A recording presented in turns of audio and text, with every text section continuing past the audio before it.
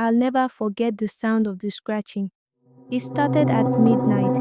My small room in my uncle's house was quiet, except for the crickets outside. The scratching came from under the bed, soft at first, like a mouse, but then it got louder, like claws on wood.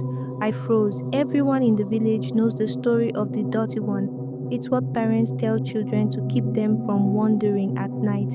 A filthy woman covered in mud and rotten leaves who creeps into homes to take those who don't respect their elders. I always thought it was just a story, but that night I smelled her before I saw her. It was like wet earth mixed with something sour, something rotten. I held my breath, praying it was just my imagination. The scratching stopped, but the smell got stronger. Slowly, I leaned over the edge of the bed, and that's when I saw a hand. Long bony fingers caked in dirt, nails broken and jagged. She was pulling herself out from under my bed. I screamed and bolted out of the room, my bare feet slapping against the cold floor. My uncle rushed out of his room, his lantern shaking in his hand. "What's wrong?" he shouted. "She's here," I yelled. "The dirty one is under my bed."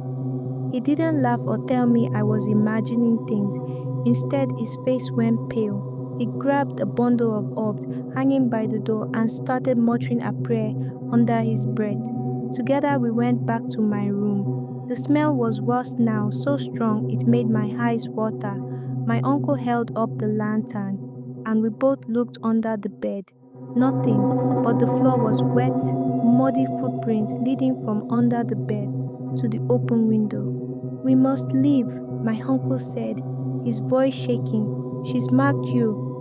We packed what we could and left the house that night. My uncle took me to the village elder who performed the cleansing ritual. He said I was lucky to escape, but I didn't feel lucky. I didn't feel safe. Even now, years later, I can still smell the dirt and hear the scratching. And sometimes, when I wake up in the middle of the night, I swear I see muddy footprints by the window. We never went back to that house.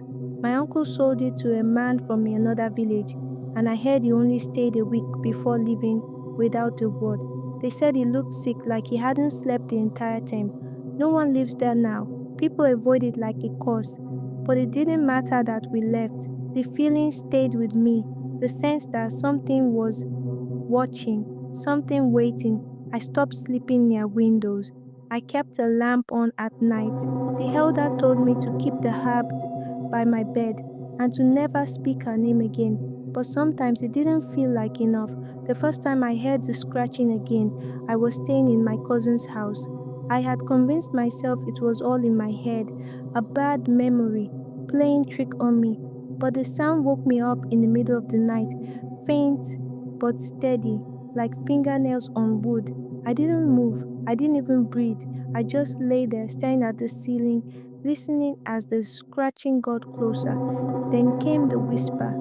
It wasn't clear at first, just a low, raspy sound like wind through leaves. But then it grew louder, forming words I didn't understand. My skin prickled, and I pulled the blanket over my head like a child. The smell came next, that same foul, earthy stench that had haunted me since that first night. I wanted to scream, but my voice was stuck in my throat. The bed creaked, and I knew she was standing there, right beside me.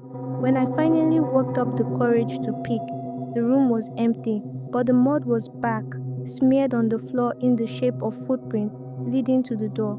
The next morning, my cousin saw the footprint and demanded I tell her what was going on. I told her everything. She didn't laugh or say I was crazy. Instead, she went to the elder and begged for more protection. The elder sighed, as if he already knew. He told me some people are marked forever. "Why?" I asked. "What did I do?" He didn't answer directly. He just handed me a charm made of bone and dried herbs and told me to carry it with me at all times. "It won't stop her," he said, "but it might slow her down." I've tried to live a normal life, but every few months I hear the scratching again. I smell the dirt, the rot. Sometimes I see the muddy footprints. I've moved so many times I've lost count. but she always finds me. I don't know how much longer I can run.